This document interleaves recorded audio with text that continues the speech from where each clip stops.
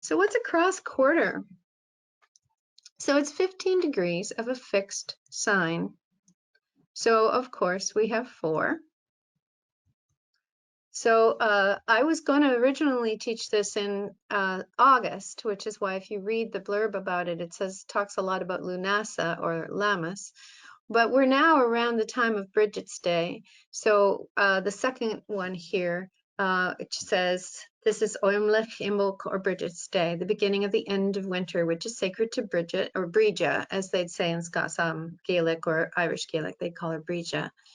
The most powerful of all the Celtic pantheon. And where do I get off saying she's the most powerful? Well, I'll give you a clue. When Ireland switched to Christianity, the only god or goddess that made the cut was Bridget, and she became Saint Bridget. She was absorbed into the Catholic Church.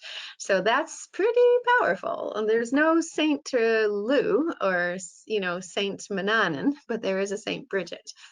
The cool thing about the Celts is they're a lot like the Jews. They start their year in darkness. They start their year at 15 Scorpio.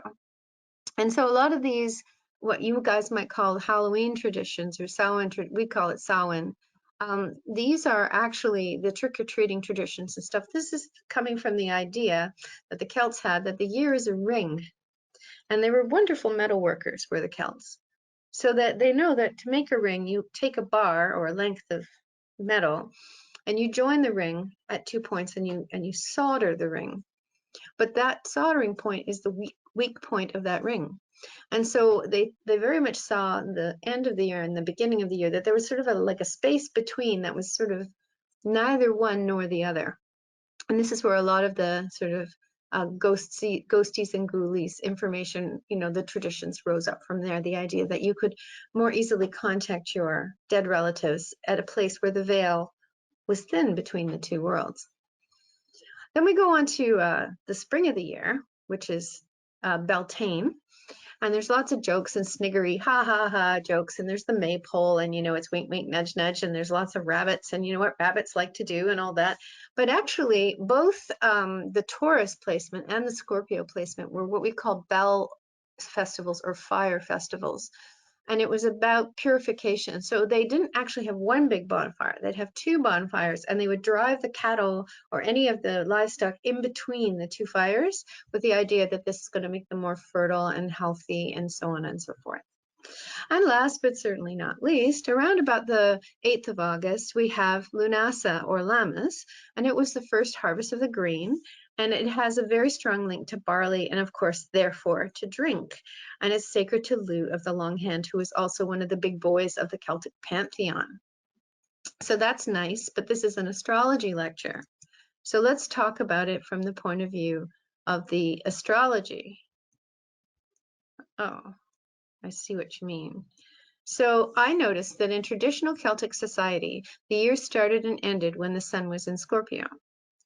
And that if you go and look at Scottish law and Scottish kind of statute and traditions, you'll find that most of the rental contracts, like if you're renting an apartment or such, it's all coming due or in May or in November. And I thought, well, my God, it's like 2020. How is it that this is still a thing? This cross quarter is still a thing in this day and age.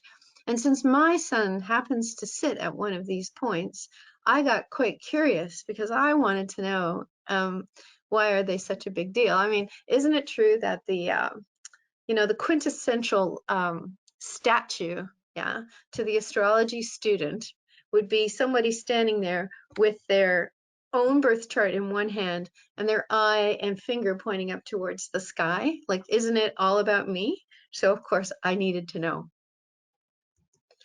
So this is some stuff that I found on the interweb, yay interweb. Dane Rudyard says, the fixed signs are the signs through which power is released. That's interesting. So they don't create the power. The power is created somewhere else, but the release of the power happens basically around the cross quarters. And then we have Patricia Lance, who writes, the avatar degrees are 15 Taurus, Leo, Scorpio, and Aquarius. It is thought that these degrees of the fixed signs bring forth resourcefulness, coincidence, lucky accidents, sometimes to the point of seeming magical, An individual with a planet at the avatar degrees often becomes a go-to person who can make things happen. So let's just play a little game, shall we? Let's look at Sun at the cross quarters. So we all know, we're not sun sign astrologers, we all know that that's just one part of a chart, but we'll start there, yeah?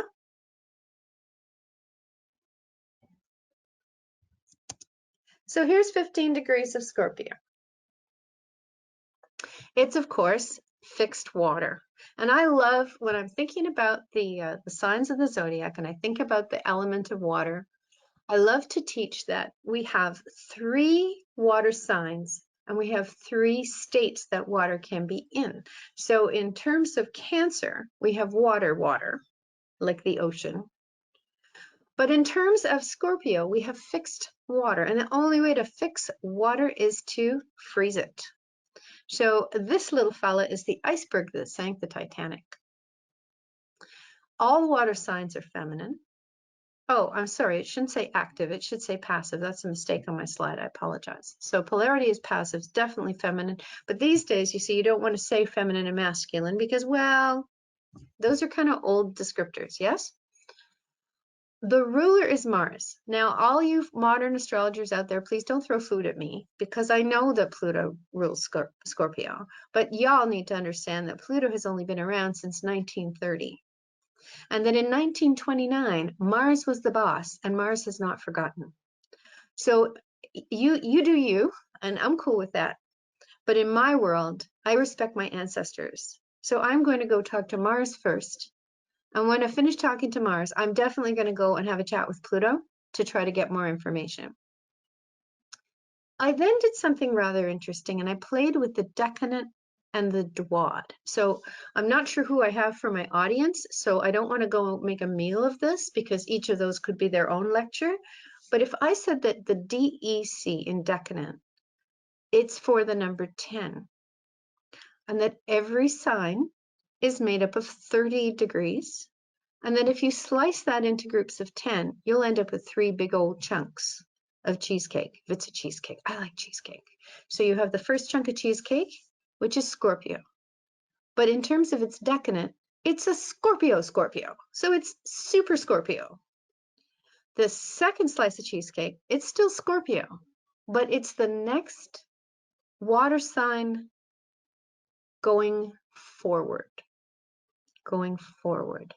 So if we're already in Scorpio and we go around the wheel in the order that the signs ascend, so after Scorpio we have Sag. Is it a water sign? No, don't use it. Then we have Capricorn. Is it a water sign? Nope, don't use it. Then we have Pisces. Is that a water sign? Or sorry, Capricorn, sorry, Aquarius. Is that a water sign? No. So then Pisces, yes, that's a water sign. So Pisces becomes the second decadent of Scorpio. And the third one would be the third water sign, so it would be Cancer.